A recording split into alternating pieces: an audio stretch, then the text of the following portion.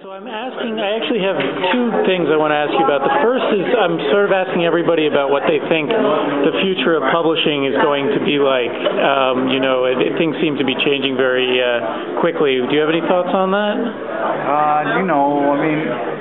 The prediction game, as many of the great writers of the genre have pointed out, the prediction game says more about your fears or your anxieties or your concerns in the present than any real vision of the future. I think that we're in the middle of great flux. We're in the grip of a society that is undervalued, underappreciated writing in ways that I think might have been unimaginable in the past. And, new technological forms. I think that whatever is going to happen is going to, unless we work really hard, is going to, I think, marginalize writers, marginalize creators. We have to work very hard to protect those rights. The right for an artist to be present at the table when money is being exchanged for their work. So, that's mostly my sense, is that we're going to have to do a lot of work to keep us in the picture, us being the writers. My second question is that you're a writer who's been published as mainstream but who has defended genre and has talked about genre. Do you think that there's a trend, there seems to be a trend in certain circles at least, of people like Leatham and Chabon who blend genres together? Do you think the future of fiction is moving towards mixing of genres?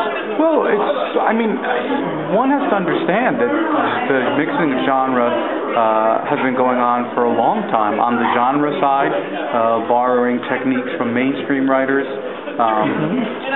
When you look at a wonderful novel like John Brunner's Stand on Zanzibar, that borrows so many techniques from Dos Passos. When you look on the other side, we were talking about Henry Miller, borrowing from the Gothic, borrowing from what was called the supernatural story. I think that this has been happening a long time. I think that for me, the issue is not that there's writers like Kelly Link out there who wonderfully sit astride what we would call any kind of genre division, but that for all of this borrowing, institutional power, the power of who gets awards, the power of who gets paid huge advances, the power of who gets Guggenheim, is still basically concentrated in the hands of non-genre people. And so I think that certainly the mainstream will open itself up to certain folks mixing and matching Leathams and Chabons and Links. But in the end, I think that you're never, unless we do something, unless we do, the kind of work that needs to be done, you're not going to see a straight-up space opera and a straight-up zombie novel competing for a Pulitzer.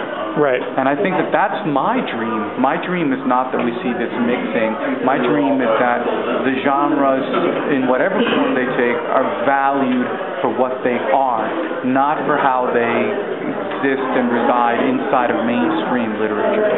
I want to see a Fantastic Four comic being in competition for a Guggenheim with a mainstream person or a person like Kelly Link who mixes and matches. That's what I dream about. And I don't see that happening unless we push really hard.